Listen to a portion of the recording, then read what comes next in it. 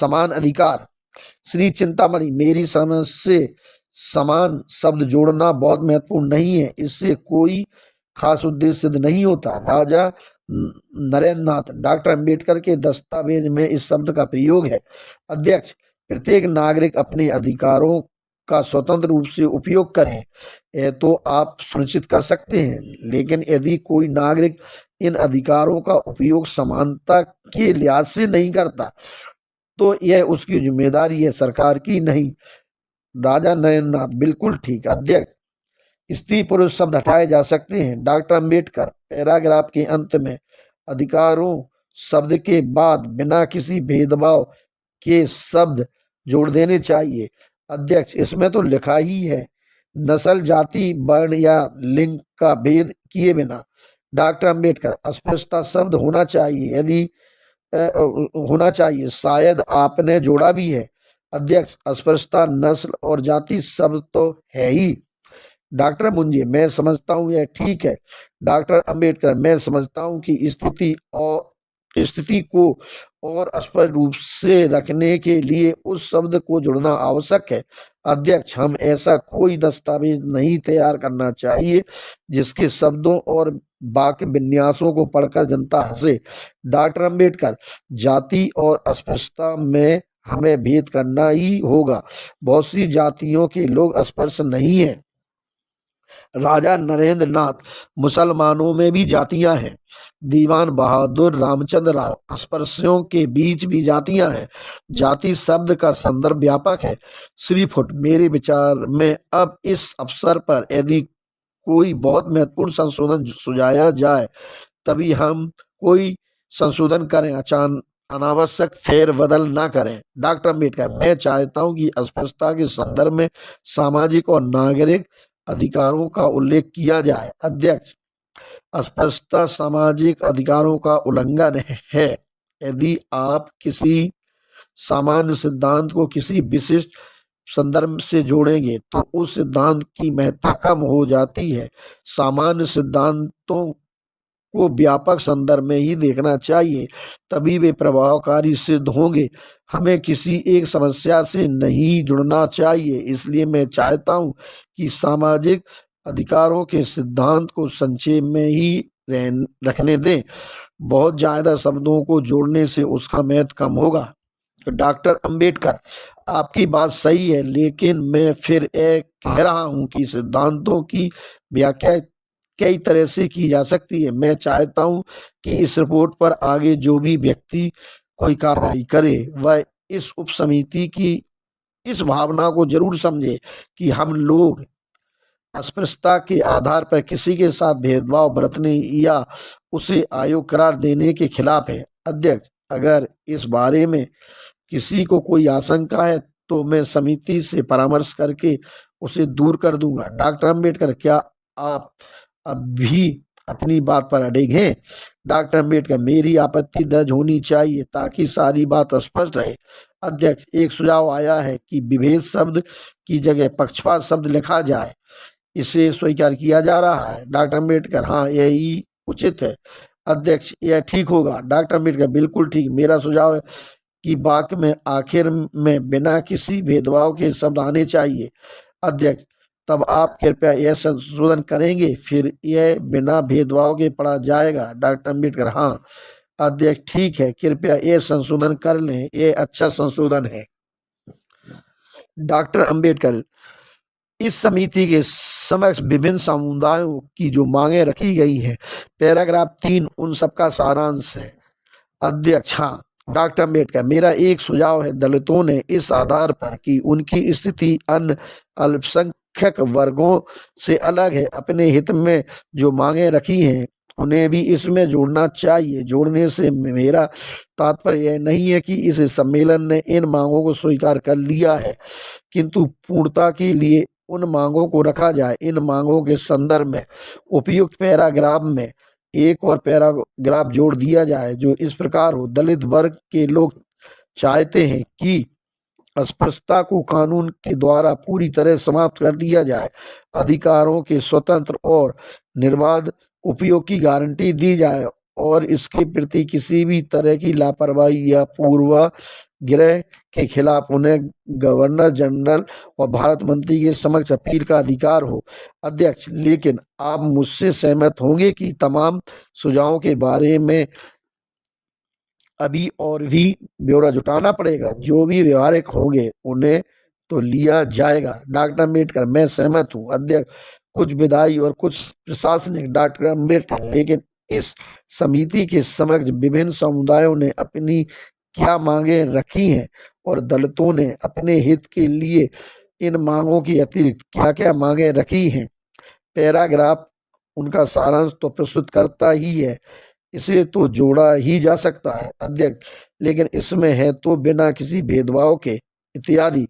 Doctor Ambedkar: संविधान में यह लिख देना कि किसी भी व्यक्ति के साथ पक्षपात नहीं किया जाएगा और हर व्यक्ति को अपने अधिकारों के स्वतंत्र निर्वहन का हक होगा, काफी नहीं। हम जानते हैं कि लोग हमें इन अधिकारों का उपयोग नहीं करने देंगे। यह बात मैं पूरे विश्वास से कह रहा हूं। अधिकारों के बारे में मैं मात्र कागजी गारंटी नहीं चाहता। पूरा समुदाय हमारे खिलाफ उठ खड़ा होगा और हम संविधान प्रदत्त अधिकारों के 10वें हिस्से का भी उपयोग नहीं कर पाएंगे। इसलिए मैं चाहता हूं कि संविधान केवल यही घोषणा ना करे कि बाकी समुदाय की तरह दलितों के भी मौलिक अधिकार हैं, बल्कि इस बात की पूरी व्यवस्था की जाए कि दलित इन मौलिक अधिकारों को स्वतंत्र रूप से उपयोग कर सके। अध्यक्ष, मान लीजिए यदि कोई विधानमंडल ऐसा कानून नहीं बनाता जो आपके पक्ष में जाए, तो यह संविधान का उल्लंघन हुआ। डॉक्टर अंबेडकर: नहीं, मेरा कहना है कि जो ज्ञापन मैंने आप सबको दिया है उसमें मैंने कुछ उपाय सुझाए हैं कि कैसे दलितों के अधिकारों की रक्षा की जा सकती है। क्या कुछ किया जाए कि दलित संविधान में दिए गए अधिकारों को बिना किसी बाधा के उपयोग कर सके। जरूरी नहीं कि मेरे सुझाव से समिति के लोग संतुष्ट हों, वे चाहें तो अन्य बेहतर उपाय भी सुझा सकते हैं। मैं तो बस इतना चाहता हूं कि जो दस्तावेज तैयार किया जा रहा है उसमें यह बात दर्ज होनी चाहिए कि दलित वर्ग के लोग संविधान में मौलिक अधिकारों की घोषणा मात्र से संतुष्ट नहीं होंगे। वे चाहते हैं कि संविधान उनके इन अधिकारों के स्वतंत्र उपयोग की गारंटी भी दे। इसे अमल में कैसे लाया जा सकता है, इस पर मैंने अपने ज्ञापन में कुछ कार्य विधियां सुझाई हैं। श्री फुट: डॉक्टर अंबेडकर के साथ मेरी पूरी सहानुभूति है, लेकिन एक बात मैं कहना चाहूंगा कि अगर हम अलग अलग वर्गों की अलग अलग मांगों को जोड़ेंगे तो बड़ी मुश्किल होगी। हमने मांगों पर सहानुभूतिपूर्वक विचार किया है और पैराग्राफ 16 के अंत में शामिल भी कर लिया है। अब अलग अलग मांगों को ब्यौरेवार जोड़ना होगा। डॉक्टर अंबेडकर: पैराग्राफ 16 के अंतिम 2 भाग दलितों के लिए सीटों के बंटवारे तक ही सीमित है। यह मामला अलग है। मैं जिस बात पर जोर दे रहा हूं वह यह है कि संविधान हमें चाहे जो अधिकार दे दे, भारत की 99% जनता हमें इन अधिकारों का उपयोग नहीं करने देगी। इन कागजी अधिकारों का मेरे लिए तब तक क्या मतलब है होगा जब तक कि संविधान यह गारंटी ना दे कि जो भी इन अधिकारों का हनन करेगा उसे दंड दिया जाएगा। मैं इस पर जोर नहीं दूंगा कि समिति मेरे प्रस्ताव को मंजूर कर ले। मैं इतना चाहता हूं कि दलित वर्ग की ओर से मैंने जो भी मांगे रखी हैं संविधान में उन्हें स्थान मिले। अध्यक्ष, मुझे आपसे पूरी सहानुभूति है, लेकिन संविधान में मौलिक अधिकारों की घोषणा करने वाला एक पैराग्राफ जोड़ना और इन अधिकारों को निर्वहन करने वाले कानून बनाने में बड़ा अंतर है। भविष्य में जिन कानूनों के तहत इन अधिकारों को अमल में लाया जाएगा, आप उन सबका संविधान में उल्लेख नहीं कर सकते। संविधान में मौलिक अधिकारों की घोषणा के बाद जब आपके प्रतिनिधि विधानमंडल में पहुंचे तो वे अन्य प्रतिनिधियों के साथ मिलकर ऐसे कानून बनाए जिनसे इन अधिकारों को अमल में लाया जा सके। यदि आप सारी बातें संविधान में ही लिखवाना चाहेंगे तो संविधान बनाना ही मुश्किल हो जाएगा। डॉक्टर अम्बेडकर, मैं आपसे सहमत हूँ। मौलिक अधिकारों की घोषणा मात्र से क्या होने वाला है? किसी व्यक्ति को यह बताना कि तुम्हारे ये अधिकार हैं नाकाफी है, जब तक यह सुनिश्चित ना हो जाए कि वह इन अधिकारों का इस्तेमाल कर सकता है। कोई बाधा आएगी तो उसे दूर किया जाएगा। संविधान में यह गारंटी अवश्य दी जानी चाहिए। मैं यह घोषणा कर देने से अस्पृश्यता खत्म हो गई, फला चीज खत्म हो गई तो काम नहीं चलेगा।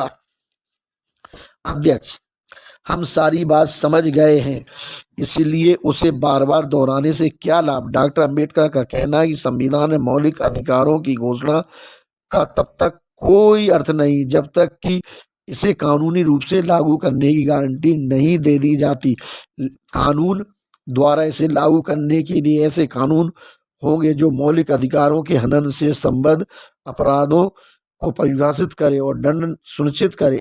इस मामले में अपराधों को परिभाषित करना आसान काम नहीं है। लॉर्ड रीडिंग यहाँ बैठे हैं, वह वकील हैं, मैं तो वकील हूँ नहीं, इस बारे में बेहतर बता सकते हैं। पर मेरा मानना है कि संविधान आपको कुछ अधिकार देता है, उसके साथ मौलिक अधिकारों के हनन से संबंध अपराध और दंड की व्यवस्था जोड़ना उचित नहीं है। मान लीजिए वास्तव में इन मौलिक अधिकारों का उल्लंघन करते हुए किसी दलित को प्रताड़ित किया जाता है तो क्या वह न्याय पाने के लिए अदालत में नहीं जा सकता? लॉर्ड रीडिंग, उसे न्याय तो मिलना ही चाहिए और इस तरह के कृत्य को अपराध मानना चाहिए। अध्यक्ष, क्या इसे संविधान में लिखा जाना चाहिए? लॉर्ड रीडिंग, नहीं, मेरा तात्पर्य यह नहीं है। वैसे जहां तक मैं समझ रहा हूँ डॉक्टर अंबेडकर भी यह नहीं चाह रहे कि वह महज इतना चाहते हैं कि उनकी यह बात दर्ज कर ली जाए कि मौलिक अधिकारों की घोषणा ही काफी नहीं है। यह सुनिश्चित करना भी आवश्यक है कि इन अधिकारों का हनन नहीं होने पाए, इसके लिए कुछ उपाय किए जाएं। डॉक्टर अंबेडकर मात्र यही चाहते हैं, अब उपाय तलाशना आपका काम है। डॉक्टर अंबेडकर, बिल्कुल ठीक। रिपोर्ट के पैराग्राफ 4 पर चर्चा। डॉक्टर अंबेडकर, पैराग्राफ 4 के दूसरे उप पैरा में मैं एक संशोधन चाहता हूं। इसमें शुरू का कुछ समय छोड़कर शब्द जोड़ दिए जाएं। अब यह इस तरह पढ़ा जाए, शुरू का कुछ समय छोड़कर दलित वर्गों को स्वीकार होगा। अध्यक्ष, हाँ, मैं समझ रहा हूँ। आपने शायद इसके साथ वयस्क मताधिकार की शर्त भी जोड़ दी है। डॉक्टर अम्बेडकर, मैंने 10 वर्ष की अवधि के लिए पृथक निर्वाचक मंडल की बात कही है, चाहे वयस्क मताधिकार हो या ना हो। अध्यक्ष, संक्रमण काल के बाद दलित वर्गों को स्वीकार होगा। डॉक्टर अम्बेडकर, हाँ। अध्यक्ष, क्या इसके जोड़ने से यह ज्यादा यथार्थवादी हो जाएगा?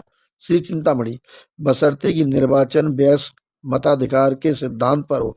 क्या हम इस वाक्य को निकालने जा रहे हैं? अध्यक्ष, नहीं, जो कुछ कहा गया है हम उसे बदलने नहीं जा रहे हैं, लेकिन डॉक्टर अंबेडकर ने कहा था कि वयस्क मताधिकार की विधि नहीं अपनाई गई तो दलित अपने लिए पृथक निर्वाचन मंडल की मांग करेंगे और अगर वयस्क मताधिकार का रास्ता अपनाया जाता है तो थोड़े समय बाद ही पृथक निर्वाचन मंडल समाप्त कर देंगे। पैराग्राफ 12 पर बहस। डॉक्टर अंबेडकर, मैं पैराग्राफ 12 के प्रारंभ में कुछ जोड़ना चाहता हूँ। प्रारंभ में जोड़ा जाए, अल्पसंख्यकों और दलित वर्गों की एक स्पष्ट घोषणा है कि जब तक उनकी मांगे नहीं मानी जाती हैं वे भारत के किसी भी भावी संविधान को अपनी सहमति नहीं देंगे। इसके बाद लिखा जा सकता है, सुझावों के बारे में आम राय वगैरह। मैं पहले भी समिति के समक्ष अपने भाषण में कह चुका हूं कि जब तक हमें यह विश्वास नहीं दिलाया जाता है कि भावी संविधान में हमारे हित पूरी तरह सुरक्षित रहेंगे, हम संविधान पर अपनी सहमति नहीं देंगे। इस मामले में यदि दूसरे समुदाय मेरा साथ नहीं देते तो ना दें। मेरे बयान को दलित वर्ग का बयान माना जाए।